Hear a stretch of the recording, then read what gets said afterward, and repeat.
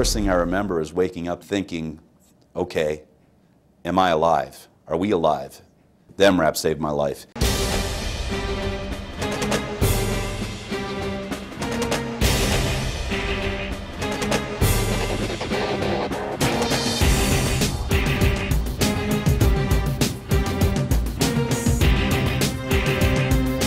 There is no fail-safe measure that can prevent all loss of life and limb on this or any other battlefield, especially against a ruthless and resourceful enemy. That is the brutal reality of war. But vehicles like the MATV and the MRAP provide the best protection available against roadside bombs and other improvised explosive devices. And so the need for these kinds of vehicles will not soon go away.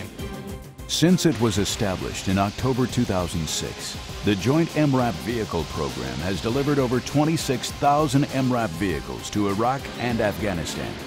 This is the largest acquisition program for the Department of Defense since World War II. The MRAP is not a single vehicle. It's not a single manufacturer. The MRAP is a team of thousands of dedicated people and hundreds of suppliers worldwide. The mission? To field as many survivable vehicles as fast as they can be made. The goal? To save lives. So we were driving down this unimproved road, and that's when we ran over an improvised explosive device that was well buried and concealed in the road. It would be actuated by the front tire of the vehicle, and then it was daisy-chained back about 8 feet so that it hit the back end of the vehicle almost instantaneously. When we ran it over, it blew up directly under my seat, but it also blew up directly under the seat of the individual that was sitting behind me. It picked up our vehicle and moved us off the side of the road a good 10 feet.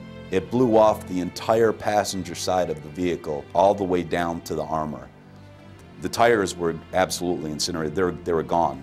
My sergeant that was in charge of security told me that when this device blew up, he couldn't see the MRAP. It was actually completely engulfed in flame and dust and debris. He couldn't see it. But there was no blood. There was no missing body parts. There was none of that. We were fully intact. In fact, all of us got out of the vehicle. We were all ambulatory, and we're all walking around the vehicle just in pure amazement that this thing did as advertised, and we survived. We survived this explosion.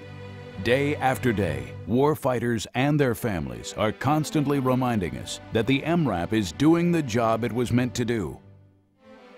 What had happened was our RG-31 MRAP had been hit by an IED that was placed in the culvert. Obviously, I could tell that it was a big IED and it had pretty much destroyed the whole front half of the vehicle, and that we were all lucky to be alive at that point. I knew why I lived. I was happy to see that, you know, it could take a hit like that. I was confident in the vehicle before, but it's always good to see it survive one more blast. It builds the confidence even more. The more time you see people walk away from huge explosions and badly damaged vehicles. I am right now squad leader of maintenance, a field maintenance team, and we're out here today drawing at RG-31s, and I'm really excited about working on them. I physically talked to soldiers who have been in IED attacks with this vehicle, and they're still walking around to tell the story. So I'm confident in these vehicles, and I'm ready to roll. First I'm ready to roll.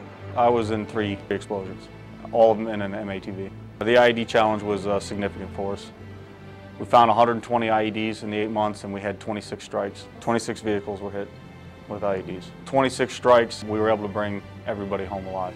We had 0 KIA as a result of an IED hitting a vehicle, or hitting an MRAP. I think the MATV is an outstanding asset to the Marines and to provide us a level of protection that we haven't had before.